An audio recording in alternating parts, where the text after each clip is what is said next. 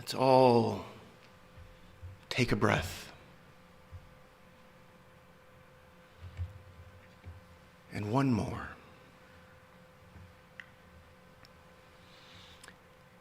Hand in hand in hand, we gather.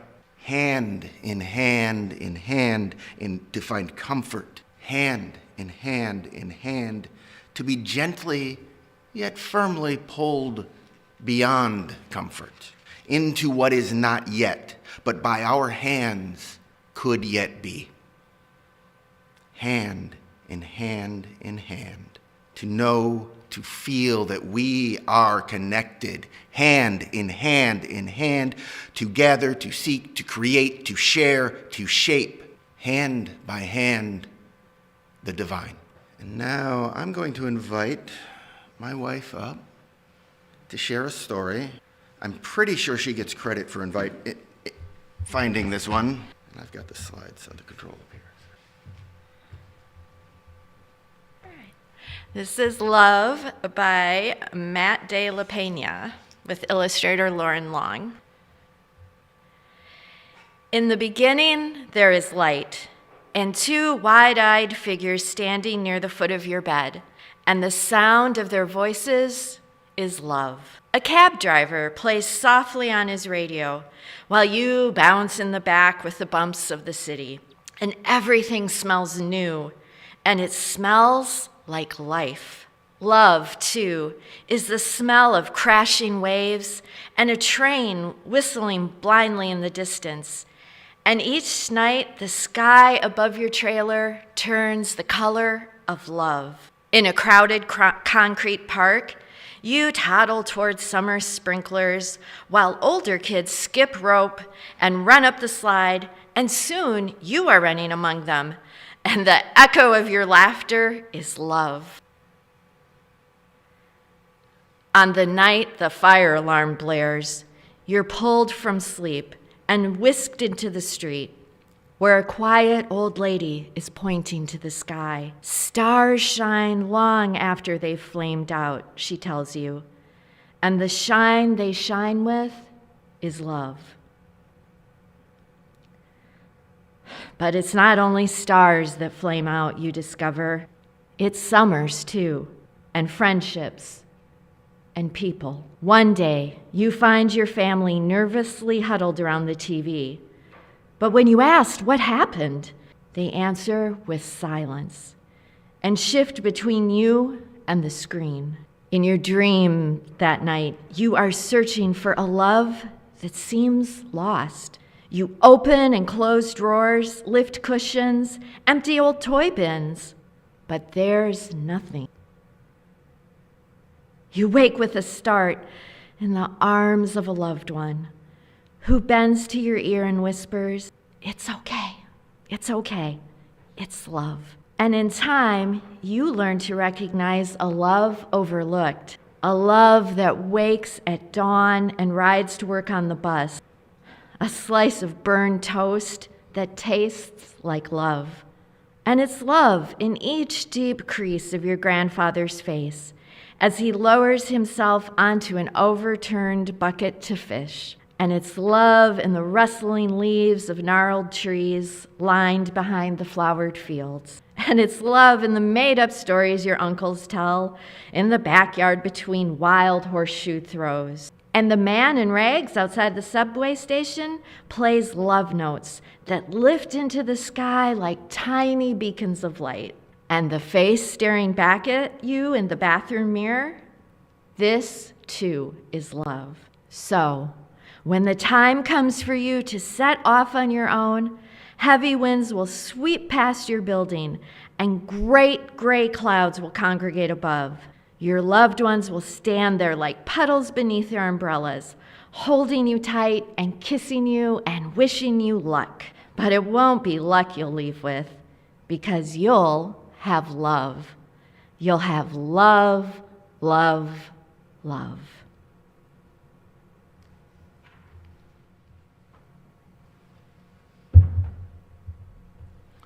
I have a couple of readings before my remarks. The first is from writer Sulika Juhad's piece, The Gospel According to Dogs. Given Lentil's age, I didn't expect her to be with us long, and I was surprised by my piece about that.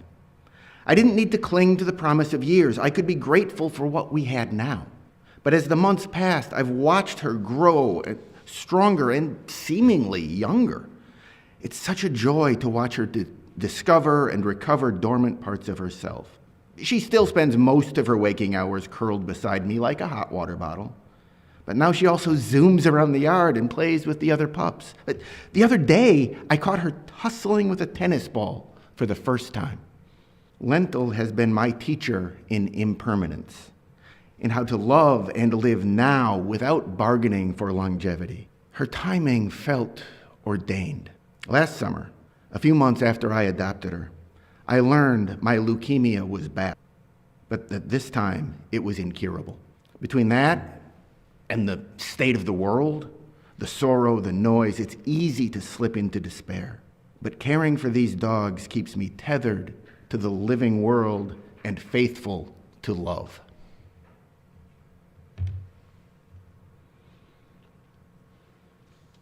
And the second reading is an excerpt from Reverend Dr. King's Christmas Eve service in 1967 at his home congregation, the Ebenezer Baptist Church.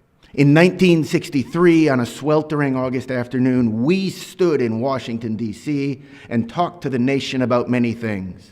Toward the end of that afternoon, I tried to talk to the nation about a dream that I had had. And I must confess to you today that not long after talking about that dream, I started seeing it turn into a nightmare. I remember the first time I saw that dream turn into a nightmare, just a few weeks after I had talked about it. It was when 4 beautiful, unoffending, innocent Negro girls were murdered in a church in Birmingham, Alabama.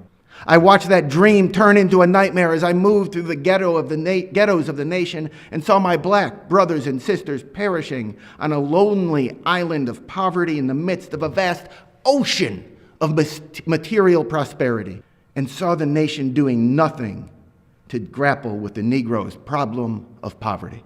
I saw that dream turn into a nightmare as I watched my black brothers and sisters in the midst of anger and understandable outrage, in the midst of their hurt, in the midst of their disappointment, turn to misguided riots to try to solve that problem. I saw that dream turn into a nightmare as I watched the war in Vietnam escalating, and I saw so-called military advisors, 16,000 strong, turn into fighting soldiers until today over 500,000 American boys are fighting on Asian soil. Yes, I am personally the victim of deferred dreams, of blasted hopes. So my wife, who's here today, pre-approved what I'm about to tell you. My wife is in line at Target just a few days ago. And she's getting cranky. I know she seems very sweet. She can be cranky. There she is, her cart full of what she sometimes calls emergency groceries. The emergency usually is we forgot some stuff the last time we bought groceries or ordered them, or underestimated what was in the fridge. And so tonight's dinner might be a bit slim on veggies. Now, Amy really likes salads. Really likes salads. So it probably does qualify as a low-key emergency if our vegetable supply is too low. So hoping for a proper salad at dinner, my wife stops in at Target. Even though she knows she has this appointment coming up. Even though she knows she's pushing her luck on getting home in time to zoom into that appointment. There's time, she figured. She hoped. But now, in that line, that hope is getting squelched by the young woman in front of her in line. This young Somali mother with her little girl, maybe 4 years old, is taking, in Amy's time-crunched and crispy mind, way too long to sort through coupons or gift cards or whatever she's doing to finish paying for her purchases, her groceries. Now, mind you, in all fairness to my lovely wife, Amy knows in part of her mind that this young woman isn't doing anything even remotely wrong. She's just going through her day. But that part of Amy's mind is having trouble being heard in this moment over the frustrated grumbling of the part that knows she needs to get to that appointment and she's really pushing her luck on time. So she's getting cranky. And maybe getting more cranky because she knows she shouldn't be getting cranky in the first place. We've been there. And then, just as the young mother is finally wrapping up, someone walks up to the cashier and pauses the whole operation for another 30 seconds or a minute, handing the cashier a little decorative bag, a gift bag. The cashier is surprised, doesn't understand in the moment what the gift is about. She and her friend chat for a little bit, and the friend heads off. And then the clerk turns back to the young mother, says, "I'm sorry, she gave this to me because my grandson was born premature, and he is very sick." And there is a pause in line at Target. And the young mother asks, "Would you like a hug?" And the clerk, kind of speechless, nods. And this young mother walks around the counter, hugs a stranger in a moment of pain. And then to make the whole scene even more picturesque, the little girl comes around and hugs her too. And my wife, now, as she put it, her heart didn't exactly grow 3 sizes that day, Grinch style, but she did get less cranky. Stopped, even just for that moment, from fixating on her time crunch and frustration by a connection between 2 strangers. Love, our story tells us. Love tastes like a slice of burned toast. It is the wind rustling the leaves when we pause to listen. Our uncle's goofy made-up stories. I'm one of those uncles. The love notes played on guitar by the man in rags outside the subway station, lifting into the sky, drifting among us like tiny beacons of hope, of light, like little shiny pieces of possibility. Pieces of hope. Would you like a hug? Such a simple question. But a question offered as they both stand among the scattered pieces of their own hopes. A grandmother's joy-filled hope for a new baby. Happy and healthy, squirming and screaming, gurgling, cooing, burping in her arms, maybe even spitting up on her shoulder. Shattered by biology, by medical emergency, by an early birth and all the fear that comes with that. I have a now almost 19-year-old nephew who was born 10 weeks premature. I remember that fear. So maybe it's not a hope lost completely, but it is a hope that in that moment is in pieces. Pieces that in the moment seem hard to ever piece back together. And a young Somali mother's hope to be part of a nation, of a community, of a beloved community, in the words of Dr. King. That she and her family will be welcome and safe, that her little girl will make friends and read books and maybe get silly roles in bad school plays, that she'll grow up flourishing and loved and maybe have a family of her own someday in this nation. A hope that maybe for her was completely unspoken until in recent days it came under attack, until it too was shattered by bigotry and by hate and by fear, scattered into pieces that may never fit together in the same way again. Would you like a hug? Such a tiny question, but a question that floats between them. Floated between me and my wife when she came home and told me the story. Floats between us now in this space. A tiny beacon of hope that love still is at work in this world. Hope and love to bolster the heart of a scared grandma. A young mother's hope and faith that her kindness would be accepted and welcomed, even as her family, as people who look like her, are under attack and suspicion. We have here at least 2 pieces of hope. one in the offer, one in the acceptance. Picked up, dusted off, and not exchanged, but pieced together into the shape, or maybe just a shape, one of many possible shapes of love. Now, this is no cheerful, flimsy promise that everything is going to be all right. That's not hope, because it isn't honest. Everything may not be all right, but some things can be, will be. Even as we stand among the shards of the shattering why, hope tells us that something more, something different, something better is possible. Not that it is promised, but it is possible. Because hope is not a promise. It is, I think, a challenge. Hope is not delicate daydreams. Hope lives in the world. Hope knows that it is not only stars that flame out, it's summers too, and friendships and people, and nations and ideals, and health.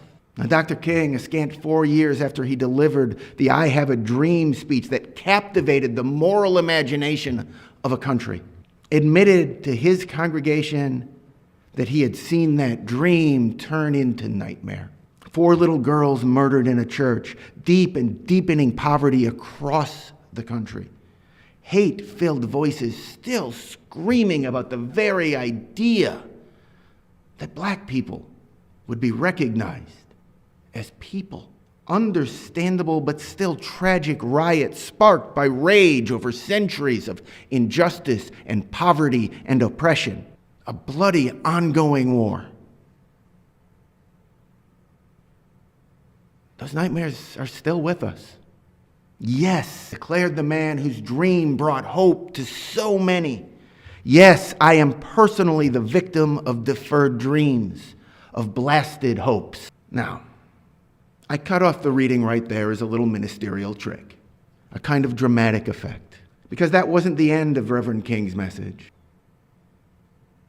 On that Christmas Eve, he told his congregation that yes, dreams were deferred, hope was blasted by the forces of the world, and he told them, in spite of that, I close today by saying I still have a dream, because you know you can't give up on life.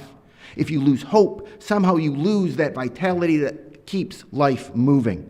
You lose that courage to be, that quality that helps you go on in spite of it all. And so today, I still have a dream. He had a dream that people would be judged by the content of their character. A dream that the fellowship of all people would be something real, not just platitudes in Christmas cards and carols. A dream of an economic system that served everyone, honors the dignity of each and every human being among us. A dream of peace. Now look, those were hard dreams to hold on to in 1967. They are hard dreams to hang on to in December 2025. But in those closing lines of his Christmas sermon, King held up hope and faith. I still have a dream, he said. I still have a dream that with this faith, we will be able to adjourn the councils of despair and bring new light into the dark chambers of pessimism. With this faith, we will be able to speed up to the day when there will be peace on earth and goodwill toward men. Now listen to his words there. I still have a dream that with this faith, we will be able. This dream, this hope King is telling us about, he's telling us that it is not something that just happens, that magically appears, poof, out of thin air.